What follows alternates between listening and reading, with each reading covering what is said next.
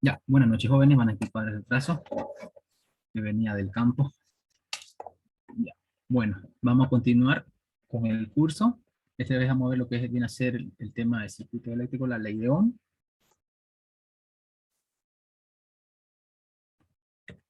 ¿En qué podemos ver? Veamos. Para empezar, vamos a realizar un pequeño ejercicio, que se requiere conectar adecuadamente un foco, un conductor y una pila para lograr que ésta encienda. ¿Ya?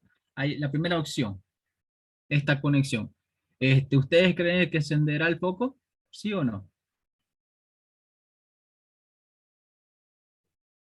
No, No, ¿Por qué razón? en otro lado de la batería le falta la conexión al negativo. no se cierra el circuito.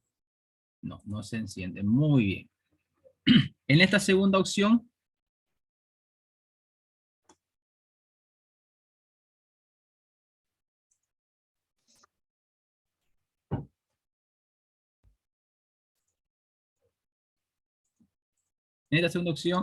¿enciende o no enciende?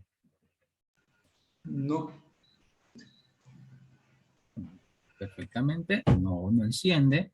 Y en esta tercera, ahí sí, está ahí, negativo conectado. exactamente. Sí, ahora sí se enciende. No como decía el compañero, más que todo, porque ahí ya cierra también el ciclo. Como nos acordábamos ayer, como lo que estamos avanzando, decíamos que siempre la corriente recorre desde el lado negativo hacia el positivo, cerrando un ciclo, ¿no? Es por esa razón que el foco está encendiendo. Las otras opciones no encendían, ¿por qué? Porque si veíamos estaban conectadas directamente al positivo. No había el lado negativo, en este caso el neutro, ¿no? Para poder cumplir el ciclo. Entonces, ¿qué es un circuito eléctrico? Recordando, un circuito eléctrico es un conjunto de elementos que unidos adecuadamente permiten el paso de electrones a través de un conductor, ¿no? Viéndolo bien, ese conjunto de elementos, ¿cuáles vendrían a ser? ¿No? ¿Cuáles vendrían a ser? Vendría a ser uno, la fuente de alimentación, ¿no? O en este caso, ¿cuál sería la fuente de alimentación? En este caso era la pila. Segundo, el conductor, que en este caso viene a ser los cables. Y de último, que vendrían a ser las bombillas, ¿no? Esos serían los componentes del circuito. Ahora, un circuito eléctrico se encuentra en elementos activos y otros elementos pasivos según suministran o consumen la electricidad. Como decíamos, los elementos activos que suministran energía eléctrica al circuito vendría a ser lo que decíamos, las baterías, las pilas, todo lo que viene a ser una fuente de alimentación. Y los elementos pasivos son los que consumen la energía eléctrica del circuito. En este caso vienen a ser motores, vienen a ser bombillas y o cualquier artefacto eléctrico que tengamos, ¿no? También de acuerdo a la función que cumplen, los elementos del circuito se clasifican en generadores, como decíamos, elementos de control y los receptores. Ya cuando hablamos nosotros de generadores, como decíamos, vendrían a ser la fuente de alimentación, que son las pilas, la batería. Elementos de control, ¿quiénes vendrían a ser en este caso? Lo que vienen a ser los pulsadores, interruptores o llaves selectoras también. Todos ellos vendrían a ser elementos de control, ¿no? Y receptores finalmente. Los receptores vendrían a ser, decimos, las bombillas, los distintos tipos de motores o cualquier otro equipo que requiera de corriente eléctrica. Aquí vemos más detalladamente, generadores proporcionan la energía necesaria a los electrones para que se muevan a través del circuito, ejemplo, pilas y baterías. Receptores son dispositivos que transforman la energía eléctrica en otro tipo de energía, como por ejemplo, energía lumínica o calorífica. Elementos de control dirigen o interrumpen la corriente eléctrica. Ahora, como nosotros sabemos, existe una representación gráfica, tanto como un esquema o del circuito eléctrico, o en este caso como vendrían a ser los planos, ¿no? Que más adelante vamos a ver, vamos a realizar lectura de planos para poder armar un circuito. Y después el dibujo del circuito eléctrico, que más que todo vendría a ser cómo se vería, así físicamente, ¿no? Como observamos en las imágenes. ¿ya? Como observamos primero en la parte del esquema, vemos un poco lo que viene a ser la simbología, ¿no? De cómo están puestos los generadores, cuál es la simbología de un generador. Como observamos ahí en el dibujo, tiene un signo negativo, signo positivo. Esa es una guía para que nosotros determinemos cuál es el generador. Luego la simbología que tiene ahí en forma de circunferencia con una X, viene a ser lo que viene a ser las bombillas, en este caso como vienen a ser los receptores. Después, las líneas negras que vienen a ser como la simbología de los cables de conexión, y finalmente como que podemos observar en este sector que viene a ser el switch o el interruptor, ¿no? Que vienen a ser los elementos de control. Y ahí vemos un poco de las simbologías básicas que nosotros vamos a utilizar para el diseño o la realización de los esquemas o planos eléctricos, ¿no? Como vemos ahí, cable de conductor, los interruptores, la pila, baterías, condensadores, voltímetro, amperímetro, bombilla, resistencias. Hay dos tipos de resistencia ahí como se muestran, tres: elementos termoeléctricos, inductancia, diodos, resistencia dependiente de la luz, termistores, fuente de corriente alterna, motor, diodo, emisor de luz, y la toma de tierra. Que esto, más que toda esta simbología, nosotros tenemos que entenderlas bien, conocerlas bien, saber interpretarlas para poder nosotros, cuando nos entreguen algún esquema o un plano eléctrico, los podamos realizar. Ahora, en este circuito, ¿usa pila o batería? Batería. Batería, exactamente. ¿Tiene un interruptor? Sí. Sí. Exactamente, sí, tiene un interruptor. ¿Cuántos focos tiene? 2 focos. Tiene 2 focos, exactamente, muy bien. Ahora, vamos a realizar esta actividad para que ustedes lo analicen. Dicen, copien el siguiente circuito básico en su cuaderno y las preguntas planteadas luego las pueden responder. La primera pregunta, identifica el interruptor. Segunda, el interruptor se encuentra cerrado o abierto. ¿Se podrá prender el foco? ¿Por qué? ¿Puede circular corriente por este circuito? ¿Por qué?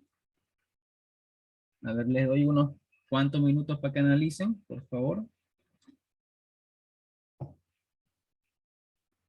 Vamos a darle un minuto, para que lo vayan bien.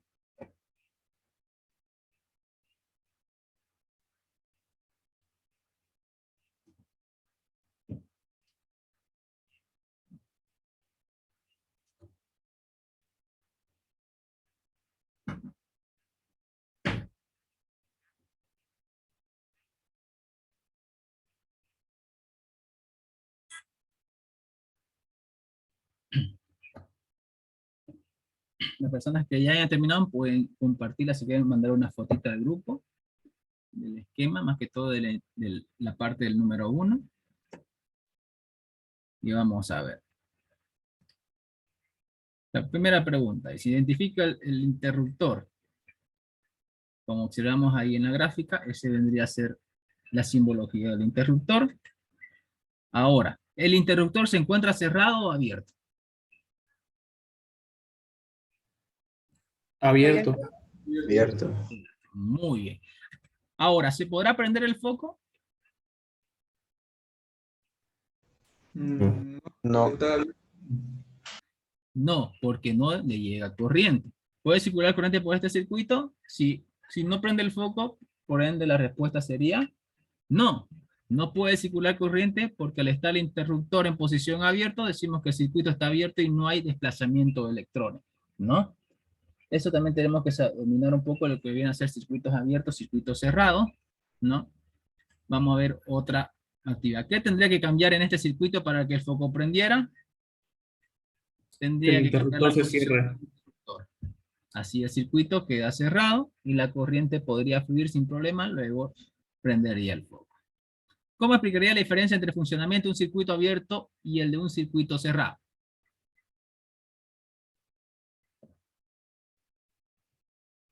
Así, de manera técnica, ¿cómo interpretaría?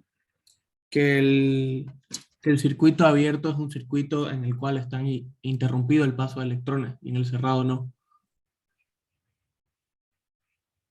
Exactamente. La diferencia es que al estar este circuito cerrado, la corriente se desplaza por el circuito. Si está abierto, no hay desplazamiento de corriente. Ahora, la ley de Ohm que estudiaremos a continuación relaciona la intensidad eléctrica, la resistencia y el voltaje, en este caso también conocido como diferencia potencial o la tensión. Para entender esta relación haremos un repaso de algunos conceptos básicos. Nuevamente recordamos qué es la corriente eléctrica. Hacemos recuerdo, es el flujo de electrones a través de un conductor.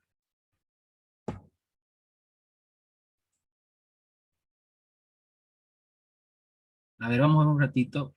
Cuando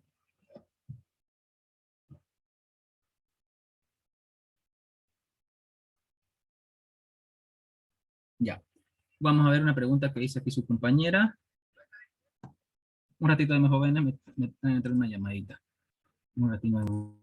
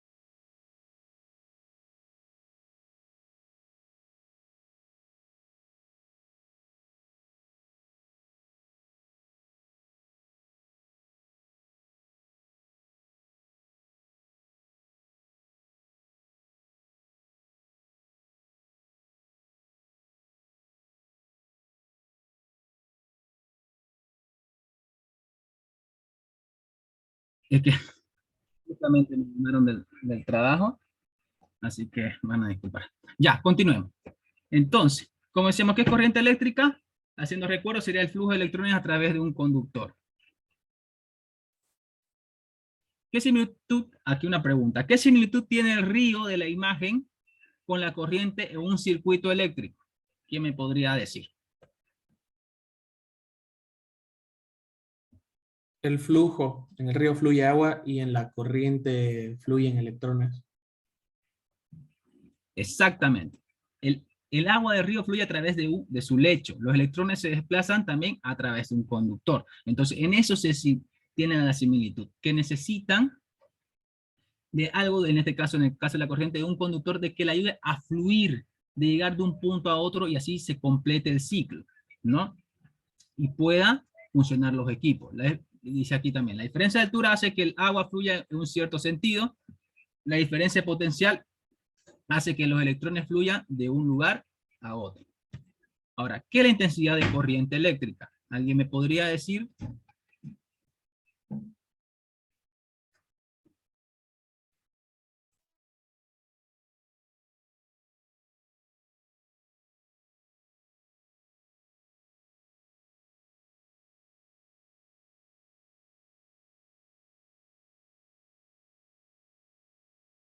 Es la cantidad de carga de un conductor que pasa por cierto tiempo.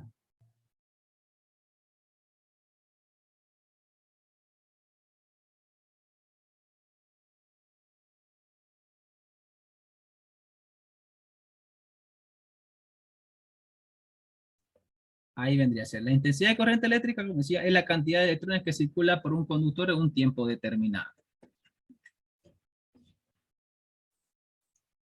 ¿En qué unidad se expresa la intensidad de corriente? En volts. Ampere. Ampere, muy bien. La intensidad de corriente se expresa en ampere y su simbología es la letra I. Vamos, voy a leer una pregunta que me hicieron aquí en el chat, que dice, cuando dejamos el cargador conectado o una TV, ¿gastamos corriente? Ya, en este caso, en el sentido de la televisión. Aquí una pregunta, a ver. Para que exista consumo, ¿qué es lo que tiene que estar el equipo? ¿Cómo tiene que estar el equipo? ¿Encendido? Exactamente.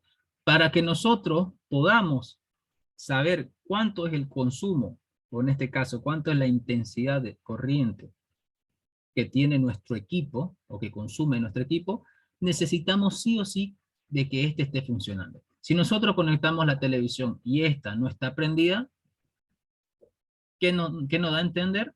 De que no existe un consumo. ¿Ya? No se gasta corriente. Lo mismo en el caso del cargador también. Si está conectado, está enchufado y está conectado al celular, obvio que va a existir un consumo, ¿no? Pero igual si es que lo dejamos desconectado, por eso lo conectamos y no está conectado al teléfono, este también puede llegar a fregarse. ¿Por qué? ¿En qué sentido? Como sabemos tanto lo que viene a ser el cargador como cualquier equipo eléctrico, sabemos que aquí en Santa Cruz, bueno, en Bolivia, la tensión no es estable, es inestable. Y la mayoría de nuestros equipos vienen ahorita desechables, se podría decir la palabra, y tienen tarjeta, tienen tarjetas internas. Entonces, al no estar estable, no sea estable la tensión, puede llegar a quemar nuestro equipo. ¿Ya? A veces por eso es recomendable también, si ustedes no están ocupando la televisión, o es que van a viajar, por decirle, van a dejar su casa sola, o van a llegar bastante tiempo, es más seguro de que ustedes los desenchufen su televisor o su heladera. Bueno, en el caso de la heladera no, pero en el caso de la heladera sería recomendable que ustedes tengan o utilicen un estabilizador, ¿no? De que te sale más barato comprarte cambiar un estabilizador que cambiar un motor de tu heladera o comprarte una nueva heladera, ¿no? Es preferible gastar, como decirte, 50, 60 pesos a estar comenzando a gastar entre mínimo $100 en comprar un motor y más el trabajo, puestos son $150 hasta $200, ¿no? Entonces, eso también es recomendable en estas circunstancias, ¿no? Por eso a veces cuando hay, por decirle, tormentas eléctricas, ¿no? Eh, se corta la luz, bueno, en este caso sería, se corta la corriente, todos quedamos sin corriente, y luego retorna otra vez, y ahí es donde se frega nuestro equipo. Cuando ustedes estemos con tormentas eléctricas, y hay un apagón total en la zona o en su zona, es recomendable que ustedes desconéctenlos sus equipos, desenchúfenlos, todos los equipos que tengan, porque el momento que retorne la corriente, esa inestabilidad que tiene, porque sabemos que nosotros tenemos corriente alterna y sabemos que varía a través del tiempo, puede llegar a quemar nuestros equipos. Entonces, la opción es esa. También es aconsejable, y siempre aconsejo a las personas, de que se consigan un estabilizador tanto para sus heladeras, tanto para sus lavadoras, ¿no? Para esos artefactos más que todo, ¿no? Y cuando hay apagones, lo más recomendable es desconectar todo, esperar que vuelva la corriente y nuevamente conectarlo, ¿ya? Después otro que dice la respuesta, la tensión crea corriente eléctrica, la corriente es la intensidad. Muy bien. Vamos a continuar. ¿Qué es el voltaje o diferencia de potencial? Volviendo a recordar, el voltaje, tensión o diferencia de potencial es la energía necesaria entregada por la fuente a los electrones para que se desplacen dentro del circuito. ¿En qué unidad se mide la diferencia de potencial? Recordando, la diferencia de potencial se mide en voltios y en simbología es con la letra V. ¿Qué similitud tiene la caída de agua de la imagen con el voltaje o diferencia de potencial? A ver, ¿quién me dice?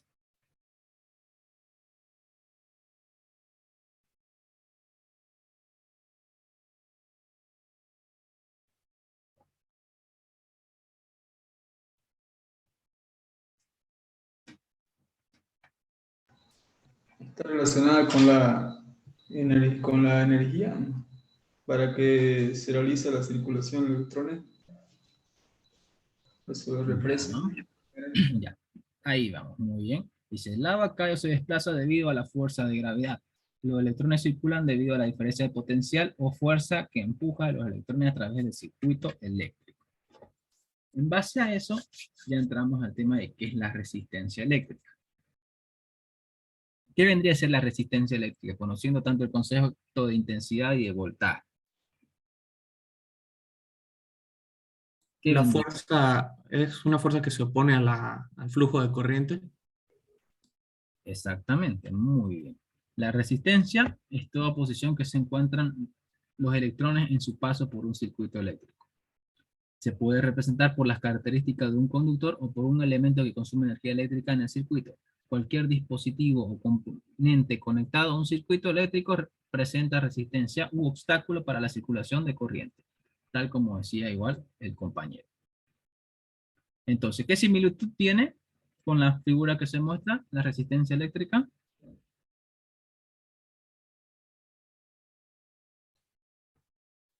Esas rocas impiden y perjudican el paso del agua. Exactamente. Ahí vemos la respuesta. Tanto la corriente eléctrica como el agua se encuentran con elementos que se oponen a su paso. En este caso, como vendría a ser las rocas, ¿no? Entonces, el tamaño del conductor, su característica y los distintos receptores en el caso de la corriente, ¿no? Eso también es lo que impide el paso. Ahora, ¿qué ejemplos de resistencia eléctrica tenemos? Por ejemplo, aquí. En el circuito, el filamento de la bombilla es un elemento que obstaculiza la circulación de los electrones. Por esta razón, la bombilla constituye una resistencia para el circuito, ¿no? Después, electrones fluyendo por un conductor eléctrico que ofrece baja resistencia y electrones fluyendo por un mal conductor eléctrico que ofrece alta resistencia a su paso. En ese caso, los electrones chocan unos contra otros al no poder circular libremente y como consecuencia generan calor.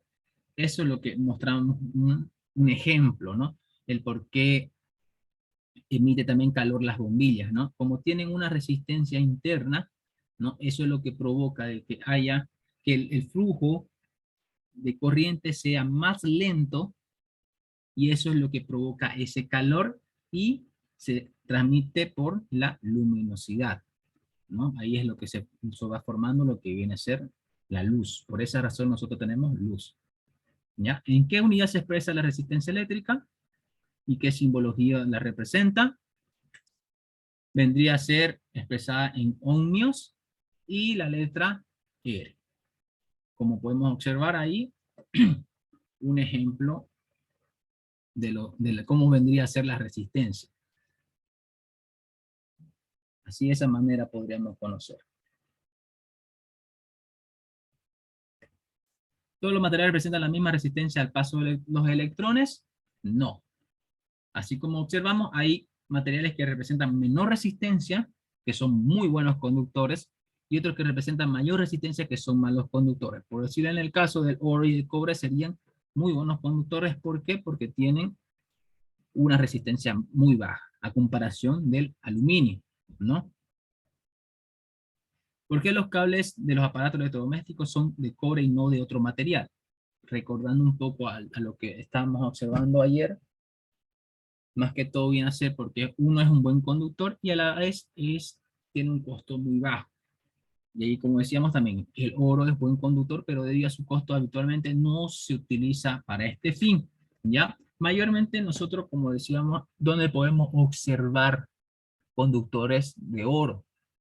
Mayormente vemos en las placas de las computadoras, ¿no? También como viene a ser en las placas de los celulares, en todo eso, más que todo resumiendo en las tarjetas, ¿no?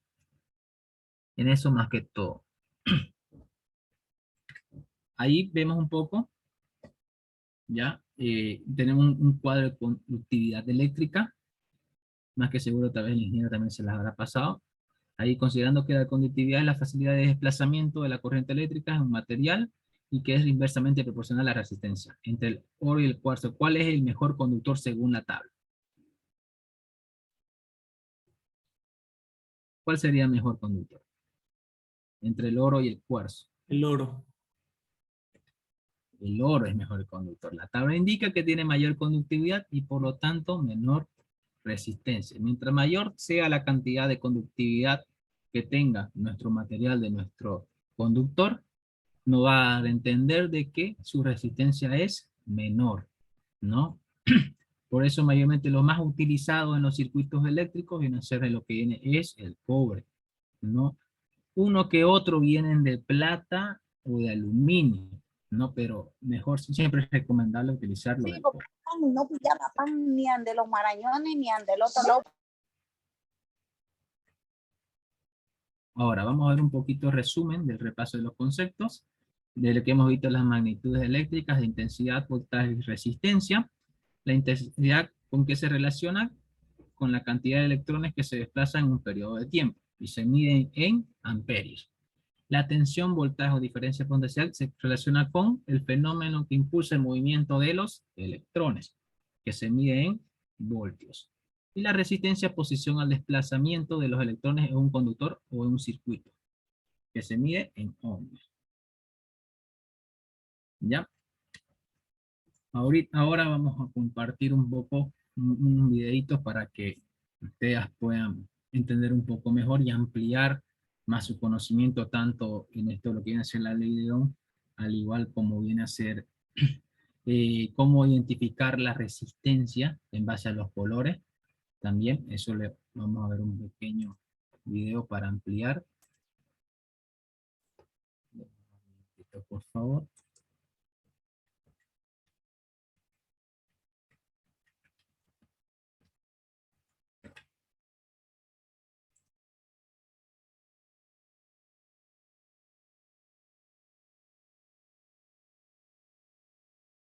Este fenómeno se podría explicar así.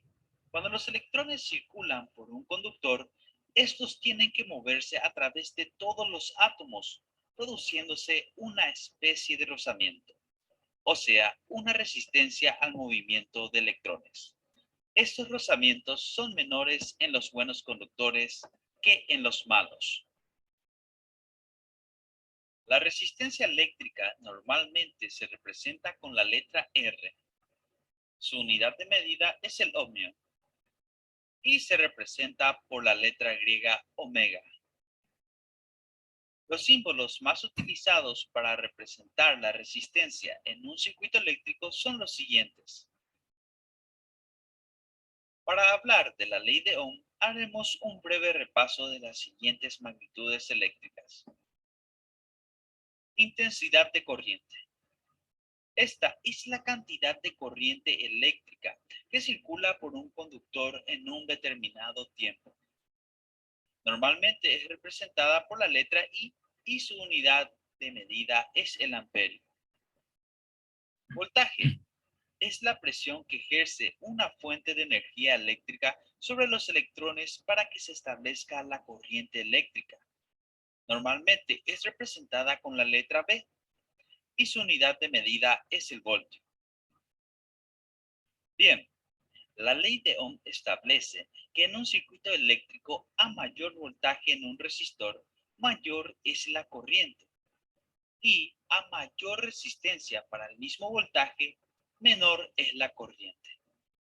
En otras palabras, la corriente es proporcional al voltaje aplicado e inversamente proporcional a la resistencia.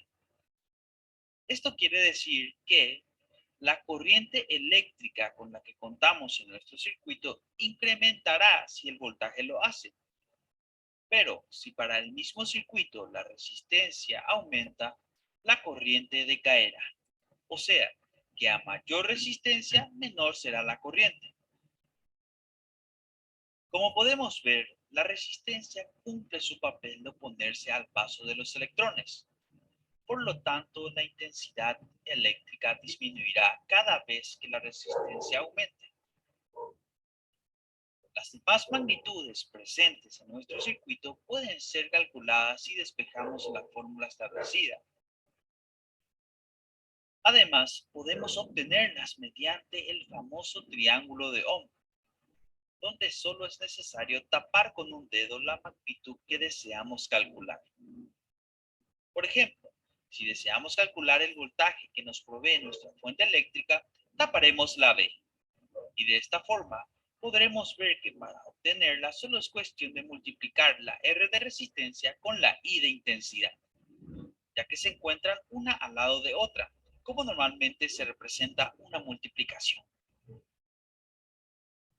En caso que busquemos el valor de las demás magnitudes, haremos lo mismo. Por ejemplo, queremos calcular el valor de la resistencia.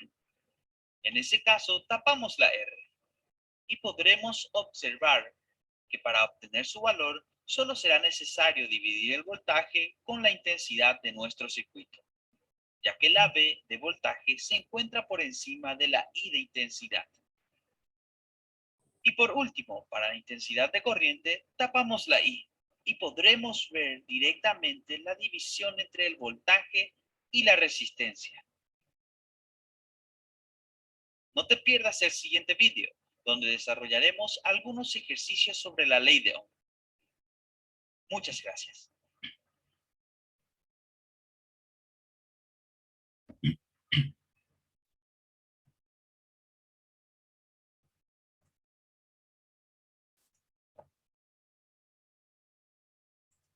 Muy bien. Ahí vimos un poco lo que nace los conceptos de la ley de Ohm y las distintas magnitudes eléctricas. Ahora, vamos a ver otro videito más que habla sobre la resistencia, pero Cuando no queremos que pase. para identificar cuánto es el valor, qué valor tiene.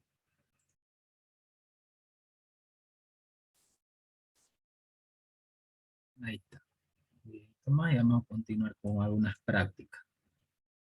Cuando no queremos que pase todo el voltaje a lo largo de nuestro circuito, debemos buscar la manera de reducir el voltaje para que no dañen nuestros componentes electrónicos, ya que algunos se alimentan específicamente de cierta cantidad de voltaje.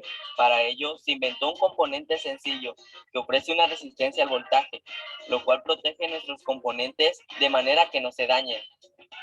Siempre hay una de estas en nuestros circuitos.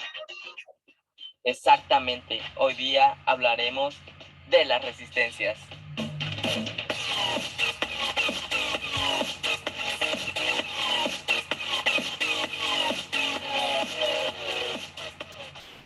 Un resistor o resistencia es un componente electrónico utilizado simplemente para añadir, como su nombre lo indica, una resistencia eléctrica entre dos puntos de un circuito. De esta manera, y gracias a la ley de Ohm, podemos distribuir según nos convenga diferentes tensiones y corrientes a lo largo de nuestro circuito.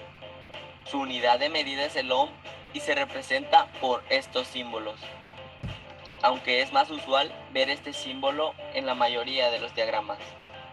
Debido al pequeño tamaño de la mayoría de los resistores, normalmente no es posible serigrafiar su valor sobre su encapsulado, por lo que para conocerlo debemos saber interpretar una serie de líneas de colores colocadas a lo largo de su cuerpo.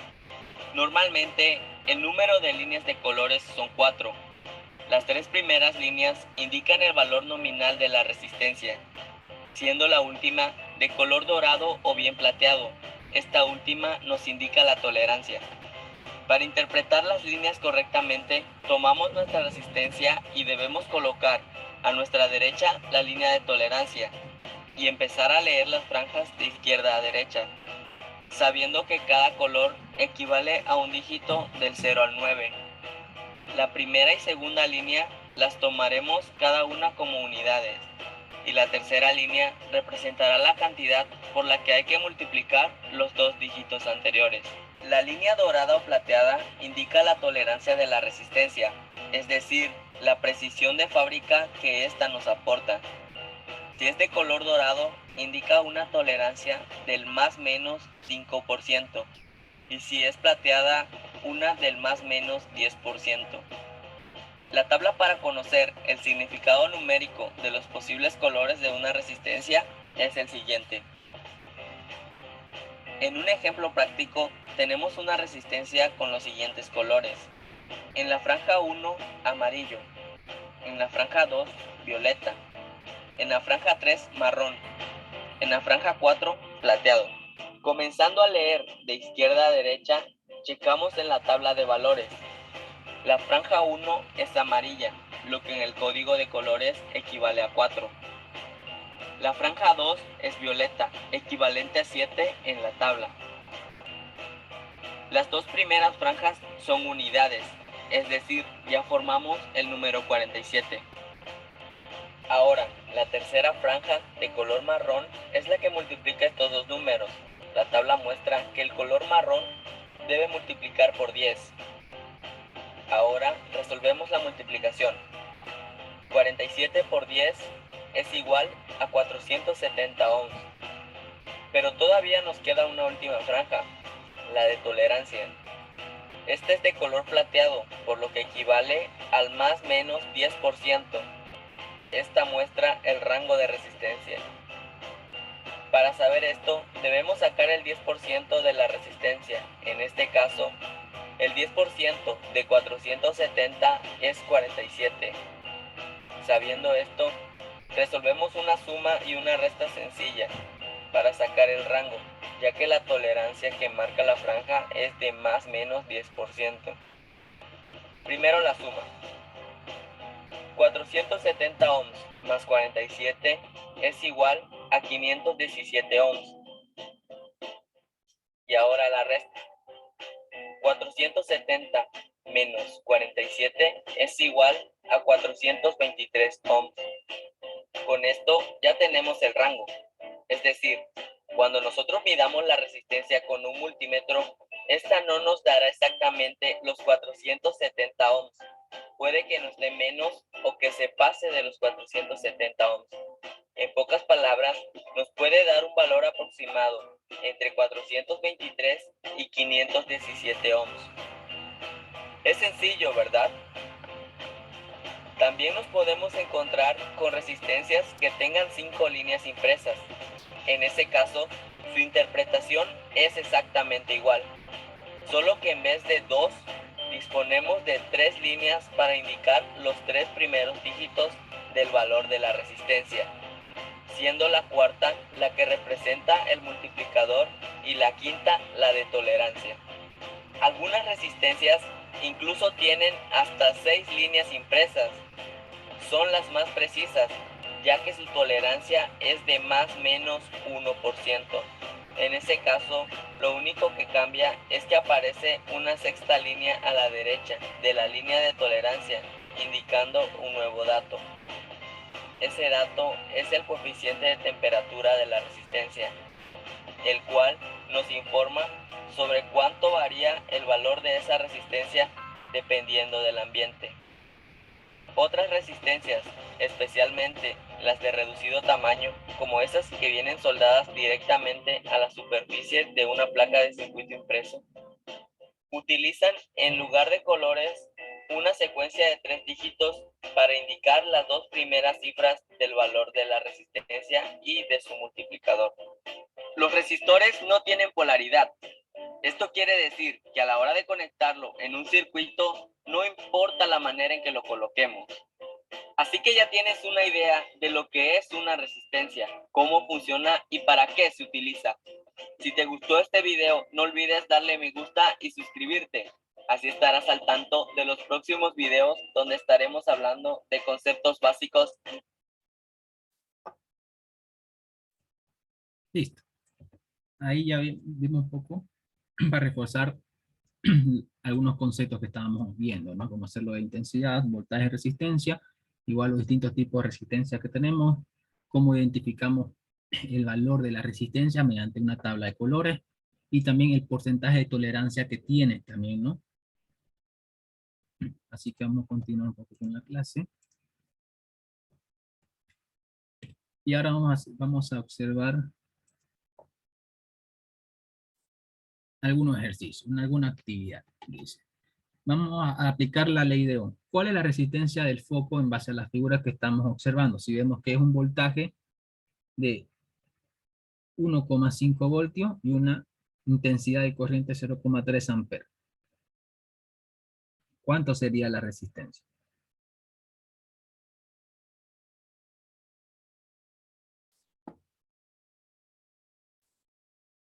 $0,2. Pues ahí observamos que en sí sería 5. Porque sabemos que la ley de Ohm dice que la intensidad es igual al voltaje sobre la resistencia, o igual como el voltaje igual a la intensidad por la resistencia. Reemplazando, damos a conocer que la resistencia es igual al voltaje sobre la intensidad de corriente, que sería voltaje 1,5 dividido entre la intensidad, que sería 0,3, lo cual nos da un total de 5. Ahora vamos a ver la actividad número 2. Dice, ¿cuál es la corriente o intensidad de corriente que circula por este circuito de la figura? Si tenemos un voltaje de 25 voltios y una resistencia de 15 ohmios, ¿cuánto sería?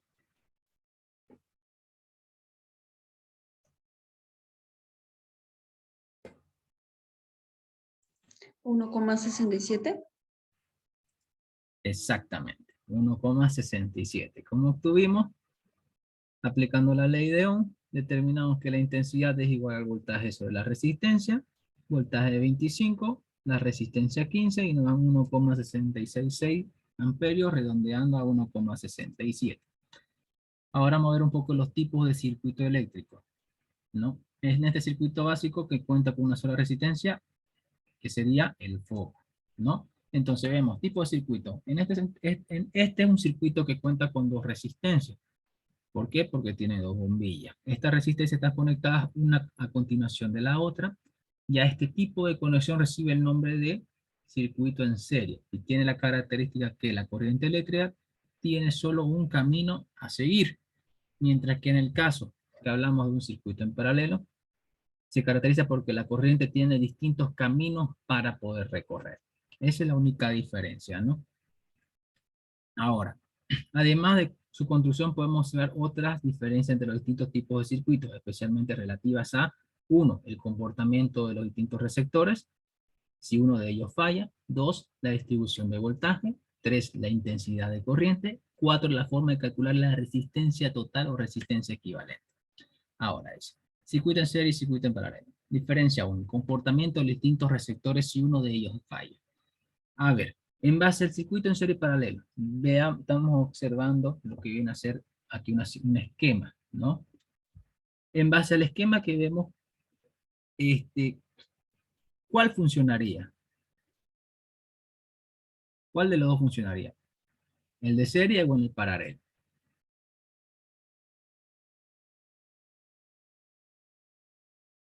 Si nos decía el concepto de un circuito en serie, se caracterizaba porque sería un solo camino para el paso de corriente, mientras que en el circuito en paralelo este se distribuía, tenía varios caminos para poder seguir, ¿no?, el paso de corriente. Entonces, en base a esos conceptos, ¿cuál sería el circuito que llegaría a fallar si uno de los receptores no funcionara?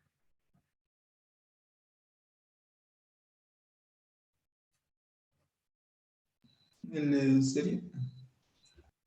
¿Cuál? ¿El de serie? ¿Por qué en el de serie? Porque si anulamos, por ejemplo, la resistencia 1, pues ya no pasaría por el 2 ni el 3, ¿no? Supongo. En cambio, en Exactamente. el paralelo, pues si cortamos la R1 va a seguir pasando a resistencia 2 y 3 y llegar nuevamente a la fuente. Muy bien, exactamente como decía su compañero. Dice, aquí como dice, supongamos que hay dos circuitos con dos bombillas cada uno, en uno de ellos están conectados en serie en paralelo y el otro. Si se quema una bombilla, ¿seguirá funcionando la otra? Entonces, ahí decía su compañero. La respuesta sería, en el circuito en serie no funcionará, ya que al quemarse una bombilla, el circuito se abre y no circula más la corriente. Mientras que en el caso del circuito en paralelo, la bombilla buena seguiría funcionando, ya que tiene una conexión independiente, lo que permite que la corriente siga fluyendo. Ahí basándonos en el concepto, ¿no? Como dijimos, el circuito en serie nos decía que existe un solo camino, que la corriente eléctrica tiene un solo camino para recorrer, mientras que en el paralelo esta se distribuye, tiene más de dos caminos para poder cumplir su objetivo. Ahora, circuito en serie y circuito en paralelo. Diferencia, distribución del voltaje. Al comparar el voltaje en ambos circuitos, ¿qué se puede establecer? ¿Se mantiene constante en todo el circuito o varía? ¿Cómo sería el voltaje? ¿Sería constante?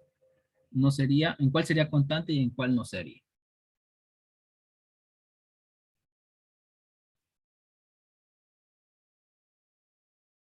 En el serie se mantendría el voltaje, ¿Por qué se mantendría?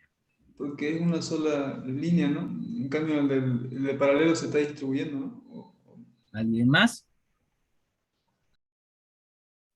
El voltaje en el circuito en serie va a variar porque hay caída de tensión. En el del paralelo no va a cambiar. Muy bien, exactamente. Ya, ahora, ¿por qué se da esto? Un ejemplo. En este caso dijimos que los focos tienen una resistencia interna. Si tenemos R1, R2, R3, nos va a entender que tenemos 3 focos. ¿Ya? Esto lo vamos a ver más que todo en las prácticas. En el circuito en serie, es como decía su compañera, existe una caída de tensión. ¿Por qué? Porque dijimos que el concepto de resistencia es el que impide el paso o la disminuye los flujos de corriente eléctrica. Impide, ¿no? Entonces, por esa razón, mientras que como en el serie sigue un solo camino, entonces va pasando el R1, va a bajar su voltaje. Llega al R2, va mucho más. Y al final al Y3 puede llegar a no tener voltaje. Mientras que en el paralelo no, como se distribuyen, tiene múltiples caminos, entonces la misma cantidad de voltaje va a llegar tanto al R1, R2 como R3. Por esa razón. Por esa razón es que en el caso del circuito en serie, a nosotros enchufar o conectar alguna batería, vamos a ver que en la primera bombilla va a tener mayor cantidad de luz o va a mostrar mayor cantidad de luz que en el R2 y el R3. ¿No? Casi en el R3 se va a llegar casi como que a estar apagado. Eso lo vamos a ver bien en las prácticas. Mientras que en el caso del paralelo, los 3 focos tendrían la misma cantidad de luz. Y ahí viene la respuesta. El circuito serie de voltaje se modifica al pasar por las distintas resistencias, como decía la compañera. Por esto decimos que no es lo mismo en todo el circuito. El voltaje total del circuito es igual a la suma de los voltajes parciales. En el caso del circuito en serie.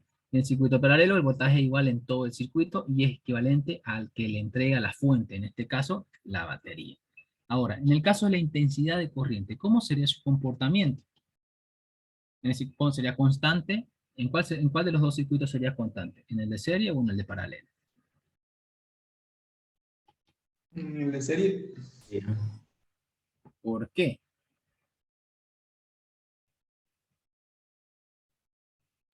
porque en este caso no se estaría distribuyendo, pues, ¿no? Exactamente, esa es la palabra. Muy bien. Ahí sería. El circuito sería la intensidad es igual en todo el circuito, mientras que en el paralelo, como decía su compañero, varía ya que se reparten las distintas ramas del circuito. La suma de las intensidades que pasa por cada rama es igual a la intensidad total del circuito. Ahora, la forma de calcular las resistencias totales o resistencias equivalentes. Ahora, vamos a ver. Cuando un circuito tiene varias resistencias, resulta de gran utilidad calcular la resistencia total del circuito, llamada también la resistencia equivalente, la cual es, como su nombre dice, es la equivalencia total de las resistencias que se presentan en un circuito. Para calcular la resistencia equivalente hay que conocer el tipo de circuito, ya que la fórmula varía si este es serie paralelo, como observamos aquí. En el caso de un circuito en serie, la resistencia equivalente vendría a ser igual a la sumatoria de las resistencias presentes en el circuito, o a la cantidad de focos que se encuentran en el circuito. Mientras que en el paralelo vendría a ser, como se distribuyen, vendría a ser igual a la división de cada una de sus resistencias, a la suma, ¿no? Entonces, si observamos aquí, ¿cuál es la resistencia equivalente del siguiente circuito? Si tenemos dos circuitos, si tenemos dos resistencias en el circuito, uno con valor 6 y otro con valor 12, ¿cuánto sería nuestra resistencia? Primero, 18. 18. ¿Por qué? En serie. Porque está en serie, por esa razón. ¿Ya? En este circuito es en serie, por lo tanto, se utiliza la fórmula de sumar ambas resistencias. Reemplazando nuestra fórmula, se nos daría 18. Muy bien. Ahora, en el caso ya vendría a ser ¿qué? Paralelo. ¿Cuánto nos saldría la resistencia? 4. Exactamente, 4. Como este circuito es en paralelo, por lo tanto se utiliza la fórmula, la división de cada una resistencia, y se suman en total y se divide luego para determinar la equivalencia, que nos da 4. Muy bien. Ahora, en base a este circuito, ¿cuál es la resistencia equivalente del siguiente circuito? Si tenemos una resistencia 1 de 200 y de 100, y un voltaje de 500. ¿Cuánto sería la resistencia equivalente?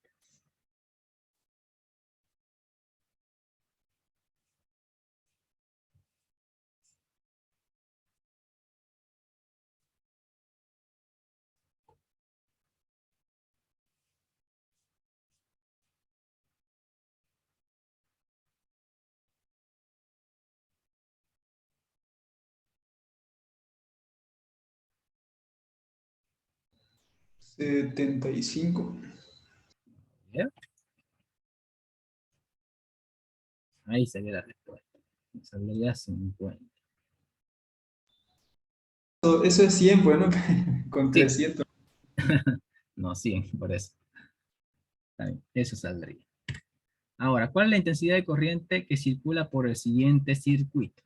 Si tenemos un voltaje de 90 voltios, una resistencia 1 de 10 ohmios, resistencia 2 de 5, resistencia 3 de 2, resistencia 4 de 8 y resistencia 5 de 20.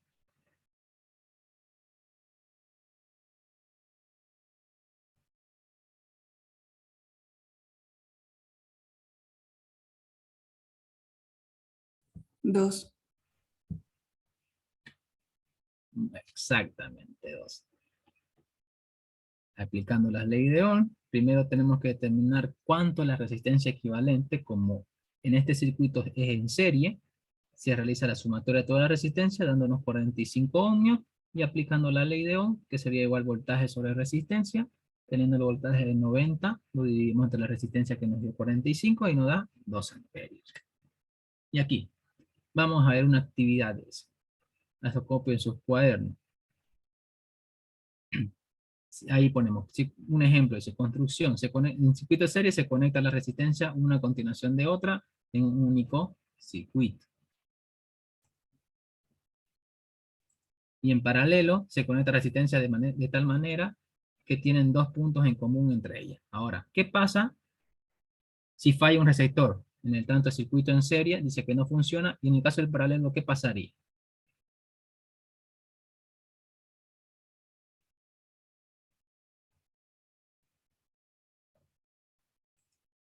Funcionan los dos otros receptores independientemente. Está muy bien. En el caso de la intensidad, ¿cómo vendría a ser la intensidad de un circuito en serie? Constante. Muy bien. El voltaje en un circuito en paralelo.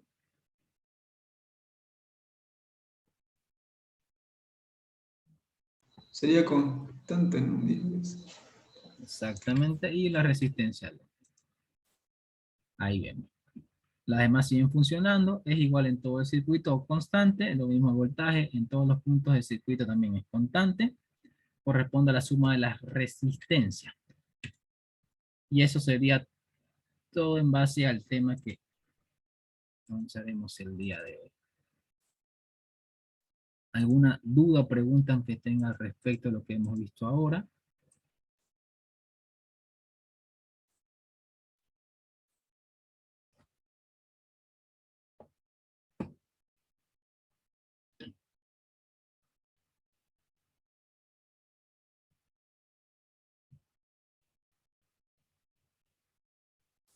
¿Dudas, preguntas?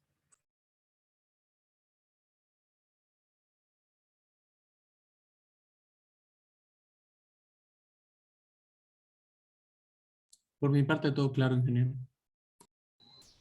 Sí, te entendí, se entendió bien.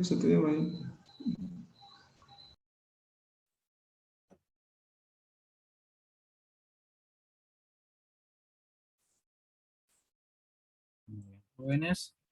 Perfecto, ya mañana vamos a continuar un poco. Ya vamos a ingresar mañana a lo que viene a ser un poco de los dispositivos. A utilizar algunos equipos para medir tanto la intensidad de voltaje y la resistencia. el uso que se da, su cuidado que tiene que tener también al manejar los equipos. Y ahí posteriormente, eso avanzaríamos mañana y luego entraríamos a ver para interpretación de planos eléctrico, un poco del diseño, simbología, ¿no? Uno que otro cálculo también vamos a tratar de ver lo más rápido posible. Y finalmente vamos a ver después lo que viene a ser un poco la seguridad que tenemos que tener al trabajar con corriente. ¿Ya? Vamos a ver distintos casos, ¿no? Que se nos pueden presentar en la vida cotidiana o cuando llegamos a trabajar en ese área, ¿no? Qué hacer en algunas situaciones que se nos presenten. Tal vez ustedes tengan alguna anécdota o algún caso que hayan visto y también quieran despejarse sus dudas también, ¿no? Ahí también hablaremos un poco sobre ello. Entonces, si es que no hay ninguna duda o pregunta más, bueno, eso sería todo por hoy. Ya mañana nos vemos, como decía, en el grupo a partir de las 7 de la noche, ¿no? Bueno, que tengan una linda noche, que descansen. Hasta mañana. Nos vemos hasta luego. Eso sería todo por hoy. Gracias. Hasta mañana.